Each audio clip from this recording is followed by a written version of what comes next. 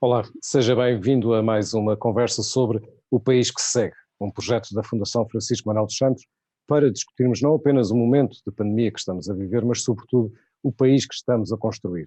O país, mas também o mundo e o lugar de Portugal no mundo, porque esta pandemia, sendo global, está a ter impacto no que são as forças e as potências económicas e políticas em todo o mundo. Basta olhar para a China ou para os Estados Unidos, para a União Europeia, para a Rússia, para a relação com a África, enfim, estes são os assuntos de que vamos falar hoje, da geopolítica, com o nosso convidado de hoje, é Carlos Gaspar. Ele é investigador no Instituto Português de Relações Internacionais da Universidade Nova de Lisboa, é doutorado em História e Relações Internacionais pela mesma universidade, a Universidade Nova de Lisboa, é mestre em Ciência Política pelo Instituto de Estudos Políticos de Paris e é autor de diversos artigos e ensaios. Um deles está prestes a sair, a ser lançado precisamente pela Fundação Francisco Manuel dos Santos e chama-se O Mundo de Amanhã. Olá, Carlos Gaspar, muito obrigado por ter aceitado o nosso convite. Carlos, vamos começar pelo presente. Que efeitos é que esta pandemia já está a ter e pode ter na geopolítica internacional? Estamos a falar de rupturas, de choques, estamos a falar de grandes mudanças? Estamos a falar, na minha opinião, sobretudo de uma aceleração. A epidemia não implica uma ruptura no sistema internacional, nos equilíbrios internacionais, mas uma aceleração de um certo número de tendências que já eram muito fortes antes da epidemia. Depois da crise de 2008, depois da crise financeira de 2008, a globalização entrou em desaceleração, a ordem liberal internacional, a preponderância dos Estados Unidos entrou em declínio, os Estados Unidos viraram-se para dentro para resolver a crise económica, uma estratégia de retraimento, e isso deixou o campo livre à China, à Rússia, para aparecerem com estratégias mais assertivas e com uma capacidade de projeção de poder que não tinham de antes. De certa maneira, o sistema onde os Estados Unidos eram preponderantes, o sistema da globalização, da ordem liberal internacional, deu lugar a um sistema em que há um equilíbrio entre três grandes potências: os Estados Unidos, que continuam a ser a principal potência internacional, a China e a Rússia. E é uma tendência para a desglobalização e, de certa maneira, para uma ressurgência de tendências regionais. Nós vivíamos num sistema internacional unido na globalização, com uma dinâmica de integração muito forte, e agora estamos num sistema que tem uma dinâmica de desintegração. Estamos a caminho de um sistema arquipelágico, onde há grandes espaços regionais, designadamente os tutelados pelos Estados Unidos, pela China e pela Rússia, que estão a construir em cada um desses espaços regionais os seus próprios modelos de ordenamento internacional. Essas tendências estavam em cima da mesa, a epidemia vai acelerá-los, está a acelerar essas tendências muito fortemente, como se vê designadamente no caso das relações entre os Estados Unidos e a China, desde o início da epidemia em janeiro. Há uma percepção de que os Estados Unidos estão a prosseguir o seu fechamento e, ao mesmo tempo, que esta pandemia pode dar ou trazer precisamente para a China uma preponderância ainda mais rápida enquanto grande potência mundial. Esta pandemia pode ser uma oportunidade para a China? Os pessimistas acham que o fim do excepcionalismo americano é o princípio do sonho chinês. Os pessimistas ocidentais, os otimistas chineses. Mas eu penso que a tendência mais forte vai num sentido contrário. O fechamento dos Estados Unidos é acompanhado por uma estratégia de contenção da ascensão da China. Essa estratégia de contenção não foi possível no tempo de Barack Obama, que já reconhecia a China como o principal competidor estratégico dos Estados Unidos, como a única potência que podia desafiar a preponderância internacional dos Estados Unidos, mas é possível, com o novo consenso que existe entre republicanos e democratas, na estratégia de contenção da China, cuja expressão mais forte é o desacoplamento económico e tecnológico entre os Estados Unidos e a China, entre a maior economia do mundo e a segunda maior economia do mundo. Isso está em curso desde há 2 anos e vai ser acelerado pela epidemia. E os custos desse desacoplamento, dessa estratégia de contenção da ascensão da China, vão ser muito fortes para a China, e a China ainda não está preparada para fazer face a essa estratégia de contenção, e nesse sentido está a hesitar e a evoluir para uma posição mais defensiva do que aquela que tinha antes da epidemia, e ao contrário do que dizem os pessimistas ocidentais ou os otimistas chineses, ainda não chegou a hora do sonho chinês. E o declínio norte-americano é real, mas os Estados Unidos continuam a ser muito mais fortes do que a China em todas as dimensões relevantes, estratégicas, militares, nucleares, mas também económicas e tecnológicas. E porquê é que diz que a China ainda não está preparada? É por razões económicas? Não está preparada por todas as razões relevantes. Não está preparada no domínio estratégico militar, é uma potência nuclear de segunda classe. Não está preparada no domínio económico, apesar de tudo, é uma economia ainda relativamente pouco inovadora. Os Estados Unidos dominam os setores de inovação, quase todos os setores de inovação na economia internacional e na tecnologia internacional, mas também na parte política. A China não tem um modelo de ordenamento que tenha uma capacidade de atração à escala global, nem tem a capacidade política que os Estados Unidos têm como uma potência ordenadora. Os Estados Unidos inventaram o mundo em que nós vivemos, inventaram o sistema multilateral com a Sociedade das Nações em 1919, tornaram o sistema central a partir de 1945 com as Nações Unidas, mas também com a NATO e com as instituições regionais, como as comunidades europeias e por aí fora. O diferencial estratégico entre os Estados Unidos e a China continua a ser muito grande, a favor dos Estados Unidos, e a China precisa de mais tempo até poder verdadeiramente competir com os Estados Unidos de igual para igual, mesmo no território essencial, no domínio essencial que é a Ásia Oriental, ou se quiser, a Grande Ásia. Mesmo aí a China não tem capacidade para neutralizar a presença dos Estados Unidos na Ásia, onde os Estados Unidos são aliados do Japão e se aproximaram muito da Índia nos últimos anos. E como é que fica a Europa entre esses dois movimentos de que falava, entre a América e a China? Como é que fica a situação europeia na cena internacional? Há pessoas que se queixam de que a Europa pode ser uma grande Suíça, mas há coisas muito piores do que ser uma grande Suíça, um arquipélago admirável, pacífico, com capacidade para se proteger a si próprio, rico, próspero, democrático, liberal e todas essas coisas. Mas eu creio que o que está em cima da mesa, quer para a chanceler Merkel, quer para o presidente Macron, é uma vontade, uma estratégia.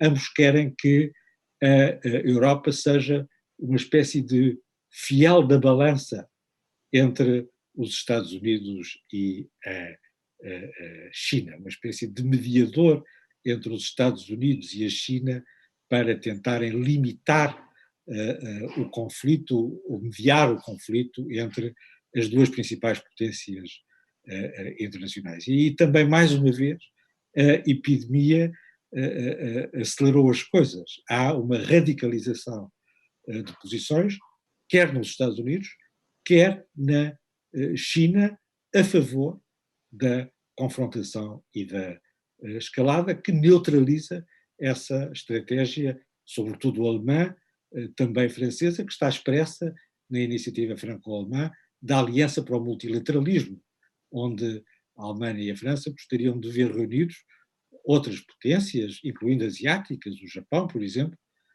que se pudessem juntar a esse projeto de fazer uma mediação, de serem o fiel da balança, de serem o equilibrador entre duas grandes potências que estão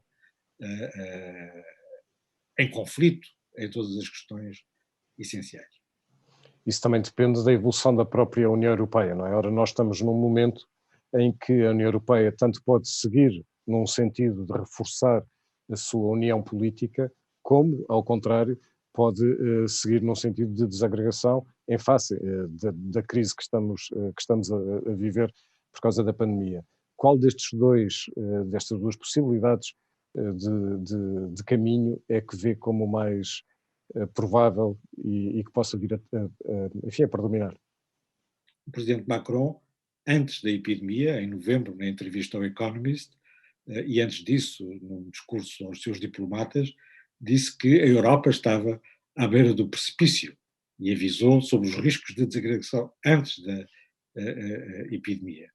A epidemia, ao mesmo tempo, uma possibilidade de confirmar essa profecia negativa, mas também é uma oportunidade para recuperar o espírito de solidariedade europeu. Jacques Delors, que há anos não se exprimia, exprimiu-se nesse sentido, de que a Europa estava em risco de desagregação se não conseguisse encontrar o espírito de solidariedade. A Europa não é apenas um mercado, não é apenas uma associação pacífica, uma federação pacífica de Estados, é também um espaço de solidariedade. E é agora que a Europa vai ter essa oportunidade, na resposta à epidemia, de revelar, de demonstrar a sua solidariedade. Eu acho que a Europa vai fazer essa demonstração, embora talvez não faça essa demonstração de uma forma tão forte como os europeístas mais convictos e mais otimistas gostariam que ela fosse. A forma forte, suponho que está a falar de coisas como a criação dos Corona Bonds, não é?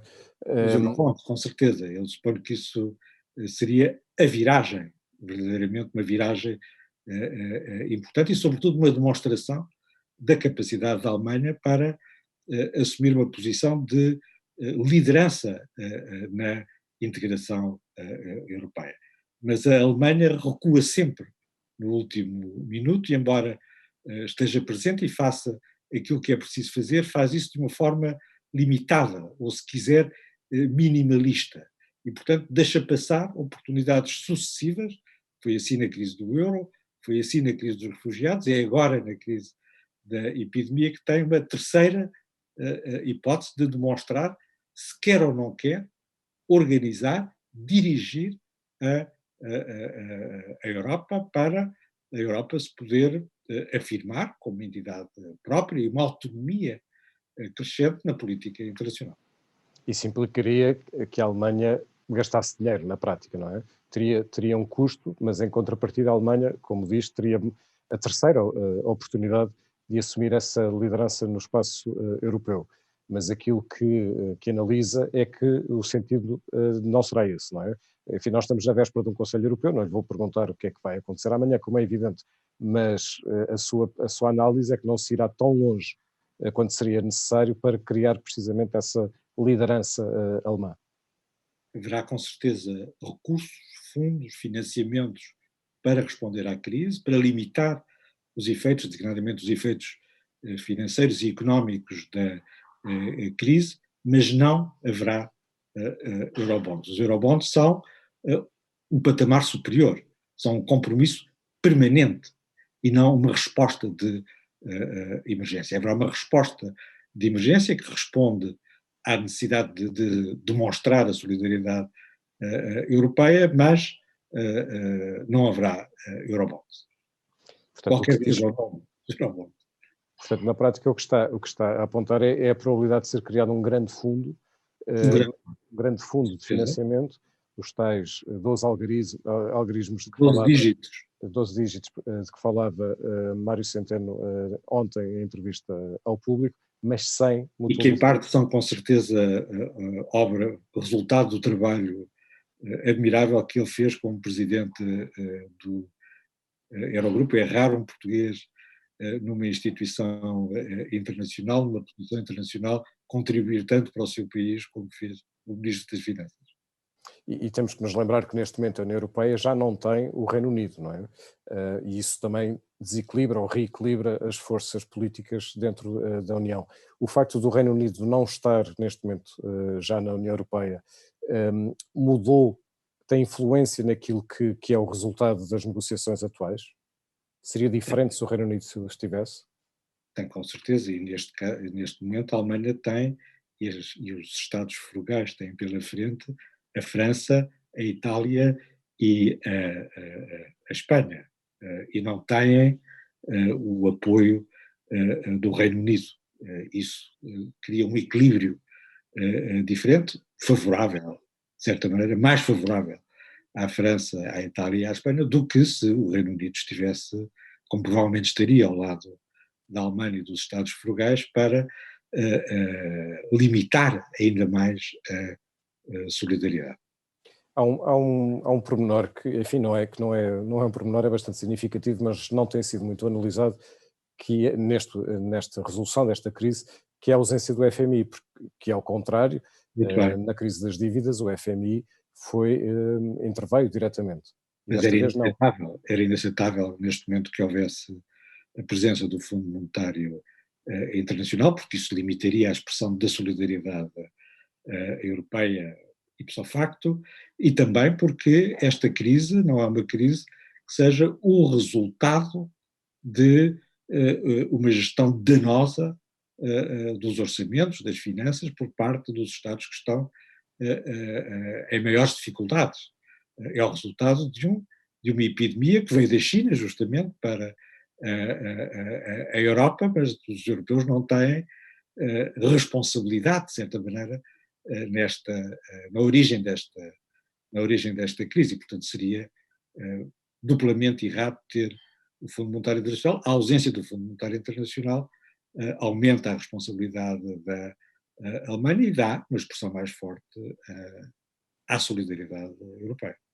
E quando olhamos para o hemisfério sul, designadamente para a África, que impactos podem decorrer do ponto de vista da política internacional desta pandemia? A África, nós não sabemos qual vai ser o impacto da epidemia em África, nem temos uma ideia de qual vai ser a duração da epidemia em África e noutros pontos, mas se admitirmos um cenário relativamente moderado, a África pode, com esta epidemia, pode passar a ter, e com a tendência para um maior desacoplamento, uma maior separação entre as economias europeias e a economia chinesa, pode ter uma oportunidade interessante. Se na Europa prevalecer a posição francesa, em parte a posição alemã, de um programa de reindustrialização europeia e de limitação drástica da interdependência entre a Europa e a China, nós vamos precisar de investir mais em África. Temos de fazer em África muitas coisas que são feitas hoje em dia na China, ou pelo menos tentar avançar nesse sentido. Isso é uma oportunidade para os tais planos Marshall, de que se fala sempre e repetidamente em relação à África, terem uma hipótese de concretização, pela primeira vez, uma hipótese de concretização real, porque são no interesse, e no interesse urgente dos países europeus, da União Europeia e do conjunto dos países europeus, incluindo não apenas a Alemanha e a França, mas também a Grã-Bretanha. E, paralelamente, a África, neste momento, e é seriamente, um terreno de competição entre europeus e chineses. O presidente Macron acaba de fazer o perdão da dívida, propor ao G20 o perdão da dívida aos países africanos, mas quem tem que pagar o grosso dessa fatura é a China, e não é evidente que a China esteja preparada para fazer. Mas nessa competição há também uma motivação política adicional para os europeus prestarem mais atenção à África e recuperarem um pouco uma concepção original da Europa do pós-guerra, de 1945, que era a ideia de uma União Euro-Africana, de um bloco euro-africano entre as grandes potências, entre os Estados Unidos e a União Soviética, na altura, em 1945. Há uma oportunidade para avançar seriamente nas políticas africanas que está em cima da mesa.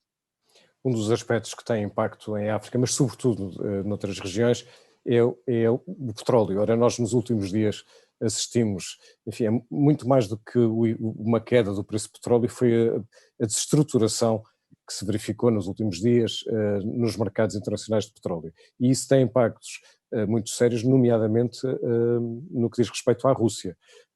O que é E aos que... Estados Unidos, porque o petróleo de xisto e o gás de xisto só são rentáveis quando o petróleo está a um certo nível. E ele caiu claramente abaixo desse nível de rentabilidade, e, portanto, há um problema também na política norte-americana, na economia norte-americana. No caso da Rússia, é mais central, neste sentido em que a Rússia continua a depender muito diretamente da renda petrolífera para manter não só a sua economia, mas para manter também a sua competitividade como uma grande potência no domínio dos armamentos estratégicos. Depende, mais uma vez, se trata de uma conjuntura que pode vir a ser gradualmente ultrapassada nos próximos meses, ou se é uma viragem. Aparentemente é uma conjuntura. Durante os próximos meses o petróleo vai estar mais baixo, o que é mau para alguns países africanos, como Angola, mas isso pode recuperar num prazo relativamente curto. Daqui a um ano essa questão provavelmente já não se põe, embora no caso dos Estados Unidos a questão se possa manter neste sentido em que o preço pode recuperar, mas não recuperar para os níveis em que o petróleo de xisto a exploração do petróleo de xisto é rentável. Nós temos estado a falar até aqui sobretudo da geopolítica, mas há também efeitos desta pandemia nos regimes políticos especificamente. Que efeitos é que podemos esperar ou que tendências é que podemos esperar nos regimes políticos? Há um fenómeno que está a aparecer nesta epidemia e que é um fenómeno novo, que é uma ostracização dos velhos. O presidente Macron quer manter o confinamento dos franceses com mais de 70 anos para lá do fim do estado de emergência. A presidente da Comissão Europeia disse a mesma coisa, que as pessoas de idade devem continuar confinadas enquanto a epidemia estiver entre nós, o que pode ser relativamente longo. Essa ostracização dos mais velhos pode acelerar, mais uma vez, o conflito de gerações que está latente na política ocidental e, designadamente, na política europeia, onde os velhos têm um peso maior do que têm, por exemplo, nos Estados Unidos ou na Índia, pode acelerar esse conflito de gerações de uma maneira dramática. Ora, os mais velhos são os eleitores mais moderados hoje em dia nas democracias europeias.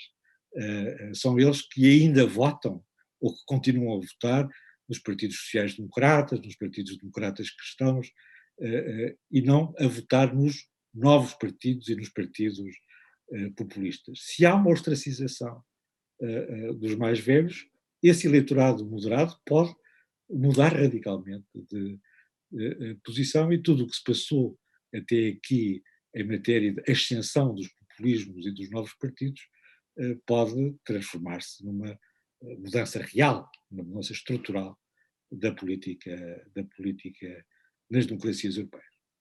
E parece haver também outro fenómeno que é um fenómeno muito mais de fechamento em vários países e isso pode ter levado mesmo a algum discurso autoritário, suponho eu, mesmo muito mais intenso do que se via até aqui.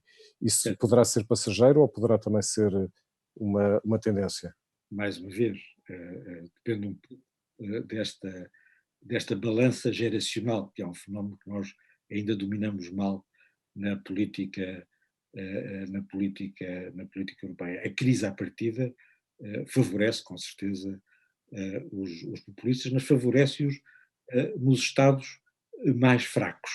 Esta crise é favorável aos Estados fortes, aos Estados que revelam perante a crise uma capacidade de intervenção, uma capacidade de ação, uma capacidade para conter a epidemia, por contraste com outros Estados, a Espanha, a Itália, mesmo a França, que têm revelado capacidades muito limitadas de conter a epidemia. Nesses países onde o Estado está a revelar a sua fraqueza, é difícil de impedir a ascensão dos populismos. Ao contrário, nos Estados onde o Estado mostrou a sua capacidade, a Alemanha, por exemplo, a contenção dos populismos é mais fácil e mais previsível, mais provável a seguir à epidemia. E quando olhamos, voltando à cena internacional, como é que fica Portugal nesse mapa? Como é que pode ficar a presença de Portugal em função dessas tendências? As elites portuguesas aparentemente estão divididas entre duas orientações estratégicas e políticas. Há uma tendência que quer jogar a fundo na aliança com a Alemanha, na integração europeia, numa Europa continentalista, e há outra tendência, se quiser, mais tradicional, que quer um equilíbrio entre a aliança com a Alemanha e a aliança com os Estados Unidos, que já foi mais fácil do que é hoje em dia, para jogar a fundo numa Europa transatlântica e não numa Europa continentalista, numa Europa aberta à competição internacional e não numa Europa fechada sobre si mesmo, numa Europa suíça, num arquipélago suíço. Há uma divisão profunda em Portugal sobre essas duas orientações e essa questão não está fechada e não é claro qual é que vai ser o impacto da epidemia nesse debate. Carlos Gaspar, eu termino sempre estas nossas conversas perguntando com quem estou a conversar também que efeitos é que tem tido na sua vida ou aprendizagens a pandemia que estamos a viver. Isto também acontece no seu caso? Está a aprender ou a ter experiências inesperadas que o fazem pensar sobre os seus hábitos de vida ou a forma de pensar até o mundo, ou o seu lugar no mundo? Para mim tem sido uma experiência extraordinária, que é poder viver com a minha família, trabalhar em casa com a minha família. É uma experiência que eu nunca tive, sempre trabalhei todos os dias fora de casa, nunca tive férias particularmente longas e, portanto, é um período absolutamente extraordinário de reunião familiar, de combinação entre os afetos, o trabalho, a aprendizagem, as conversas que eu não tinha imaginado que poderia vir a ter na minha vida. Muito bem, Carlos Gaspar, muito obrigado por esta conversa e muito obrigado também a si que esteve desse lado a ver-nos. Nós voltamos amanhã para mais uma conversa. Amanhã vamos voltar, como sempre, à hora certa. Vamos falar de ciência e de tecnologia e, como sempre, vamos falar do país que se segue. Muito obrigado.